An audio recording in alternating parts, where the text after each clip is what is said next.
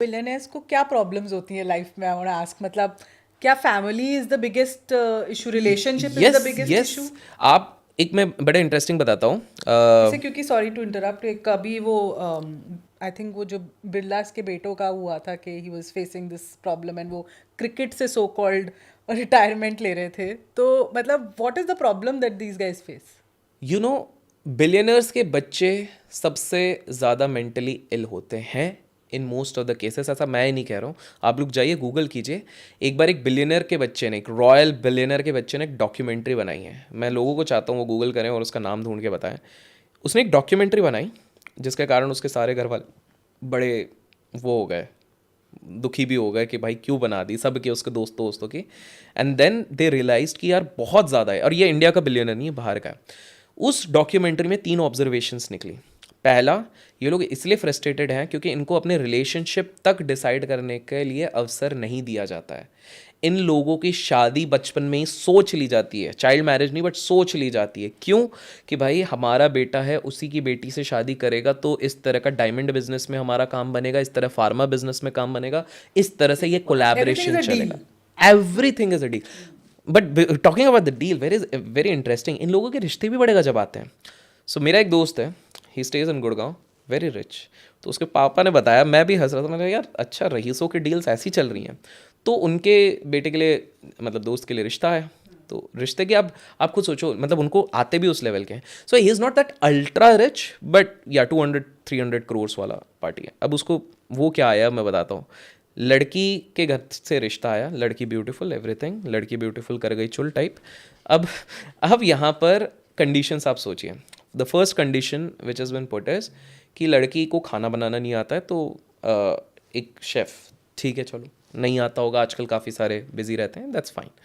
The second condition is कि लड़की कभी भी स्कूटी या स्कूटर में नहीं गई है। The bare minimum is a Mercedes. अच्छा, bare minimum bare minimum is a Mercedes.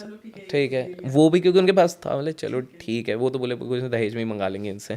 तो वो हो गया सेकेंड। ठीक है।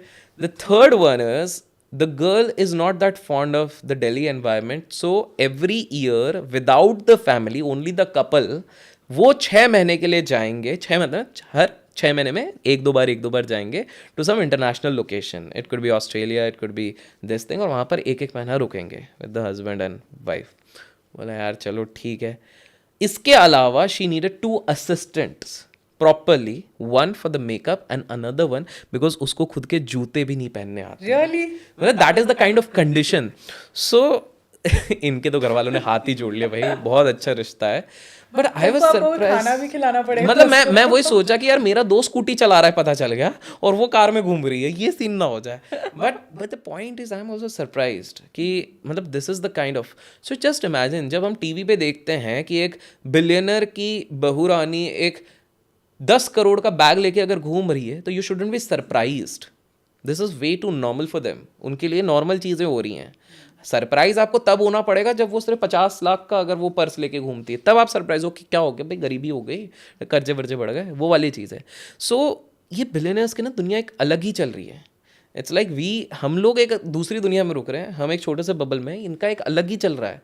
तो इनके ना फैमिली रिलेशनशिप काफ़ी स्पॉइल्ड रहते हैं बिकॉज इनके, आप खुद सोचो, व्हेन एक लड़का लड़की ग्रो होते हैं, उसके भी खुद के इमोशंस होते हैं, हार्मोनल्स होते हैं, काफ़ी चीज़ें।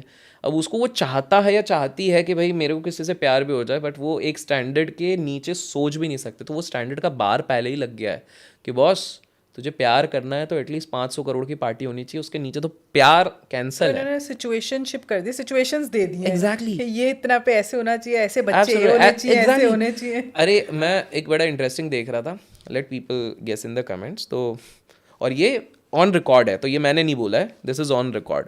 तो हमारे देश में एक एक्टर एक्ट्रेस है, तो जब उनकी शादी हुई, the actress was from a very big family. अब एक्टर भी बहुत बड़ा है, ठीक है। सिंपल सा एक हिंट दे देता हूँ, रोज 9:30 बजे सोते हैं वो, चलो ठीक है। तो अब सीन है कि कंडीशन पता क्या थी शादी के पहले? शादी के पहले इनके ब्लड टेस्ट हुए थे, इनका सब कुछ टेस्ट हुआ था कि भाई जेनेटिक्स कैसा आएगा, क्या आएगा, क्या इनके अंदर स्ट्रेस हार्मोन ज़्यादा है, ये सारी चीज़ें करने के बाद जाके शादी करी गई थी कि अच्छा पैसा कितना है, पैसा सस्टेनेबल है कि नहीं, ये सारी चीज़ें. So coming back to the point, billionaires का सबसे पहली चीज़ रहती है कि इनके बच्चों का काफ़ी ज़्यादा इस चीज़ रहता है. दूसरी चीज़ होती है बिकॉज उनको काफ़ी ज़्यादा चीज़ें बताई जाती, ये नहीं करना, ये करना, ये नहीं करना. तो ऑलरेडी बंदे को उतना फ्लेक्सिबिलिटी होता नहीं है टू एक्सप्लोर. इसलिए आप देखोगे बहुत सारे रिबेलियस हो जाते हैं. इनफैक्ट काफ़ी केसेस में देखा गया है कि एक लव हेट रिलेशनशिप हो जाता है अपने माँ बाप के साथ भी. एंड इवेंचुअली ये चीज़ें आगे चल के उनके स्पाउसेस के बीच में भी देखने को मिल रही हैं. इसलिए मैं डंकी की चोट पे कह सकता हूँ, भारत हो या विदेश हो, आप जाके देखो. देखिए, आउटलायर्स के साथ कंपेयर मत करना कि देखो वो सबसे रईस इंसान को, नहीं. Just go and check out.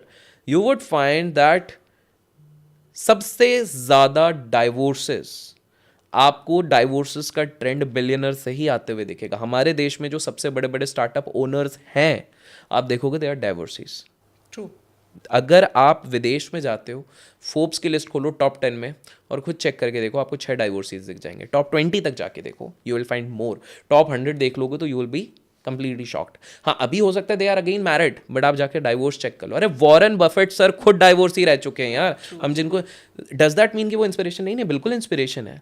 But it just shows कि जब एक बिलियनर होता है या बिलियनर फैमिली से बिलोंग कर जाते हैं, आपकी टाइम कमिटमेंट बहुत ज़्यादा हो जाती है.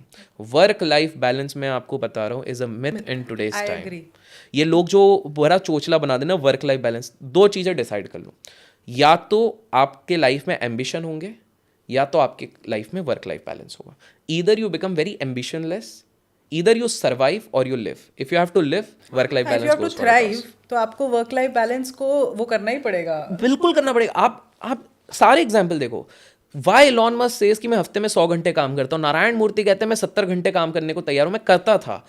इवन कोटक में भी जब उनने अभी स्टेटमेंट दिया था, तो उन्होंने भी कहा था कि 70 आवर्स का काम करने का है कोटक म्यूचुअल फंड में. तो Nilesh Shah, if I am not wrong, उन्होंने भी बोला 70 घंटे काम करने का है. आप किसी भी देखो, ये लोग देख रहे हैं और हम लोग इधर बैठ के जज करते हैं नॉर्मल इंसान की, अरे क्या है. अब इसमें मैं एक थोड़ा सा कैच करूंगा, ये लोग क्यों इतने कन्वीनियंटली कह पाते हैं. अगर हम बात करते हैं कोटक म्यूचुअल फंड का, तो उनका पैकेज है करीब 16-17 करोड़ का इन हैंड, ठीक है, साल भर का, which is very good, fabulous package.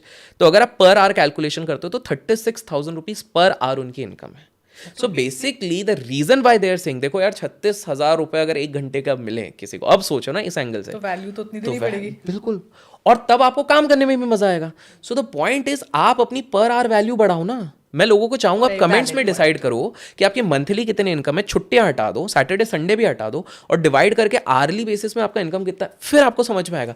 Then you have to think कि मैं अपनी पर आवर वैल्यू कैसे बढ़ाऊं. As simple as that. देखिए 15 घंटे एक मजदूर भी काम कर रहा है, 15 घंटे सत्य नडेला भी काम कर रहा है. सत्य नडेला 1500 करोड़ कमा रहा है और ये 1500 रुपये महीने का दिहाड़ी में कमा रहा है. डिफरेंस क्या है? Value of that are. तो वर्क लाइफ बैलेंस सबसे बड़ी मिथ्या है. आप दूसरी सबसे बड़ी मिथ्या हमारे देश में होती है 9 to 5. There is nothing like a 9 to 5. आप अपने घर से 7 बजे निकलते हो और आप घर को 9 बजे लकी हो तो 7 बजे, और अगर नॉर्मल हो तो 8 से 9 बजे आप आते हो और आपका दिन. दैट्स वाई तो हमारे इधर 6 दिन काम करता है इंसान बस उस संडे को जीने के लिए. वो रोज जी नहीं रहे वो इसलिए. तो अपना पर आवर वैल्यू बढ़ाओ. Per hour, now you will understand. एक सिंपल सा है कि यार ये बिलियनर्स लोग जेट्स क्यों ले रहे हैं या यॉट्स क्यों ले रहे हैं. It's not just show off, it is saving their time. I mean अगर आप एक नॉर्मल फ्लाइट में जाके लाइन में लग के फिर 2 घंटे ये करके फिर उसके बाद अंदर बैठते हो 2 घंटे, वो शायद आपके और मेरे जैसे लोगों के पास थोड़ा बहुत वो टाइम है. उनके पास everything is precious. Warren Buffett के पास खुद जेट है. लोग कहानी सुना रहे हैं ना वॉरेन बफेट, तो पुरानी गाड़ी में चल रहे हैं, बट 8 करोड़ की जेट भी है वॉरेन बफेट की, वो क्यों नहीं बात करते. बिल गेट्स कार्बन इम्प्रिंट्स की बात कर रहे हैं लेकिन खुद बोइंग में उड़ जाते हैं इधर से उधर उनकी प्राइवेट पे, ये नहीं बात कर रहे because they want to save time. तो अगर आपको ऐसी और क्लिप्स सुननी और देखनी है तो मेरे नए चैनल समृति ग्रोवर क्लिप्स को जरूर सब्सक्राइब कीजिएगा. और अगर आपको पूरा पॉडकास्ट देखना है और देखना है कि हमने क्या क्या बातें की, क्योंकि बहुत इंटरेस्टिंग बातें हुई हैं इस पॉडकास्ट में, तो प्लीज सब्सक्राइब कोच समृति, वो मेरा मेन पॉडकास्ट चैनल है. Thank you so much for watching.